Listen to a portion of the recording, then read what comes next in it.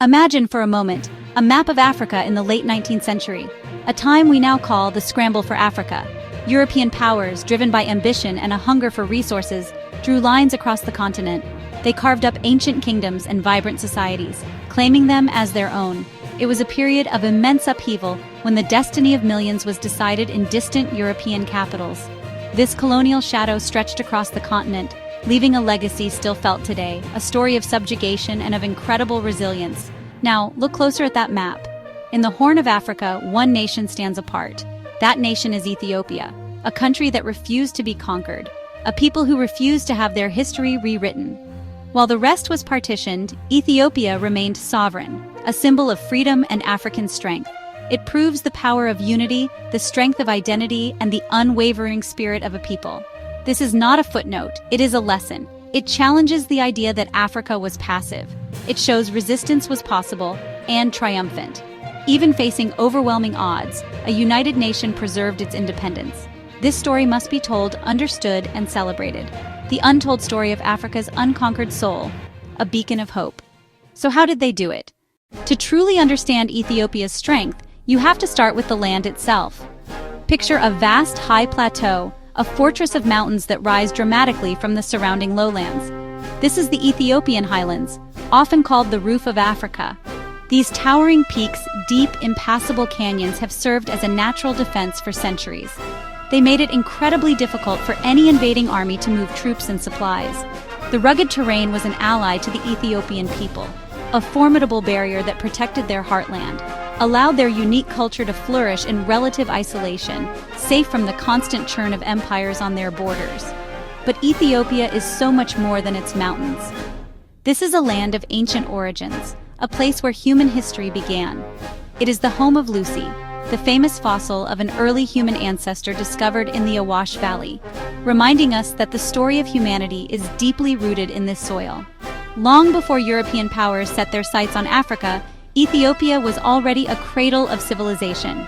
The kingdom of Aksum, which rose to prominence in the 1st century, was a major power in the ancient world.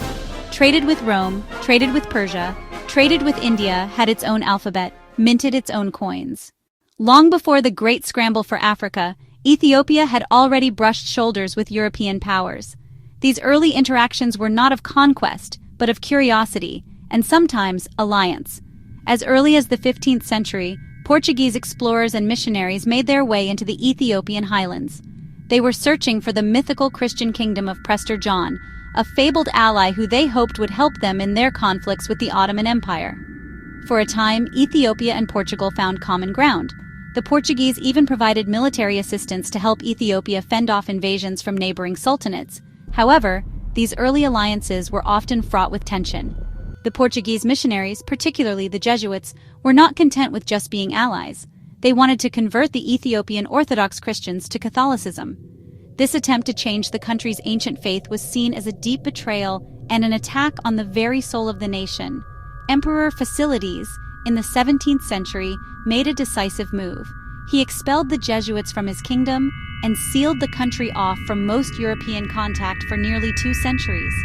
This period of self-imposed isolation showed an early and firm resolve. Ethiopia would engage with the world on its own terms, and its faith was non-negotiable. The late 19th century brought a new and more dangerous threat. At the 1884 Berlin Conference, European nations sat around a table and divided Africa among themselves like a cake. Not a single African leader was invited. Italy, a relatively new nation in Europe, was eager to build its own colonial empire and prove its status as a great power. It set its sights on the Horn of Africa, establishing a colony in Eritrea on the Red Sea coast, right on Ethiopia's doorstep. From this coastal base, the Italians began to look inland towards the ancient highlands and the prize of Ethiopia itself. The storm clouds of invasion were gathering. The Italians tried to use diplomacy and deception before resorting to force. In 1889, they signed the Treaty of Wuchal with Ethiopia's new emperor, Menelik II. The treaty was meant to define the relationship between the two nations. However, there was a critical difference between the Italian and Amharic versions of the text. The Italian version of Article 17 stated that Ethiopia was obligated to conduct all its foreign affairs through the Italian government, effectively making it an Italian protectorate.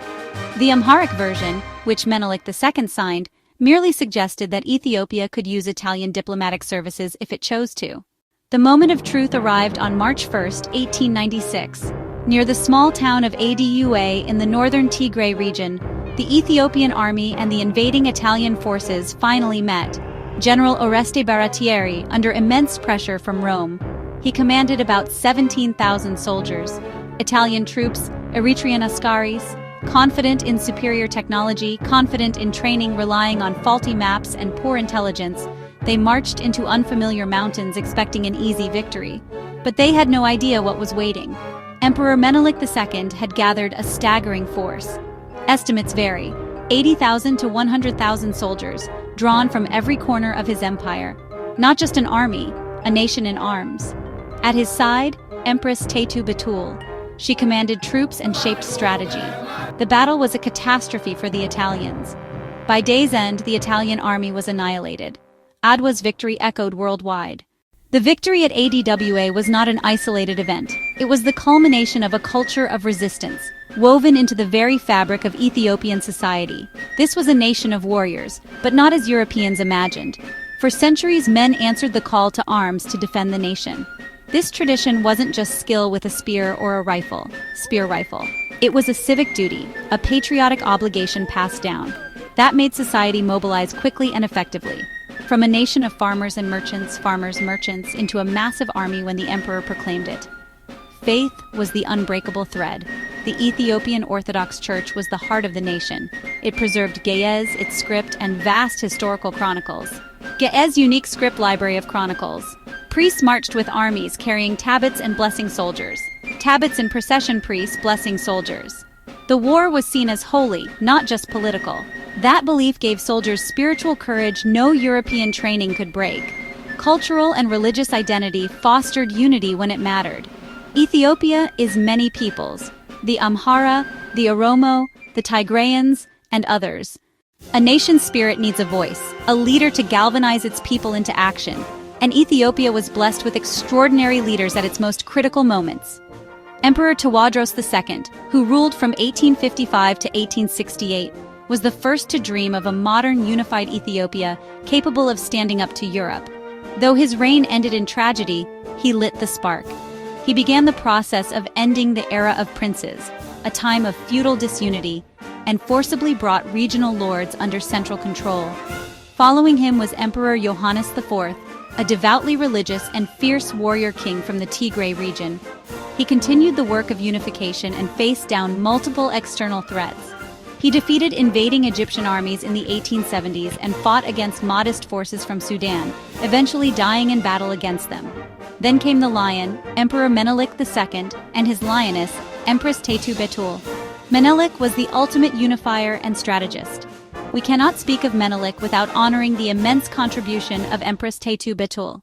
Together, Menelik and Teitu represented a partnership of leadership that was formidable, inspiring, and absolutely essential to preserving Ethiopia's independence. The victory at Adwa secured Ethiopia's freedom for 4 decades, but the threat was not gone forever. In 1935, a new Italy under Benito Mussolini rose to power. It sought to avenge the defeat of 1896. It wanted an imperial empire. The Italians came with overwhelming force. Modern airplanes, armored tanks, poison gas, sprayed from the sky onto soldiers and civilians. Haile Selassie led a valiant resistance, but the technological gap was too wide. Ethiopian forces were defeated. In 1936, Italian troops entered Addis Ababa. For the first time, Ethiopia fell under foreign occupation. 5 years of brutal Italian rule followed. The regime executed members of the intelligentsia. They targeted nobles, they targeted clergy, they tried to split the empire by favoring certain ethnic groups. Yet the spirit of resistance did not die. It went underground. Patriots called the Arbanyak fought on. They waged guerrilla war, from mountains and countryside. Haile Selassie, exiled, became a symbol abroad. At the League of Nations in 1936, he gave a prophetic speech. "It is us today. It will be you tomorrow." Liberation came with World War II. In 1941, British forces, Commonwealth forces, and Ethiopian patriot troops launched a campaign. They defeated the Italian forces. Haile Selassie returned to Addis Ababa on May 5, 1941, Exactly 5 years after occupation began,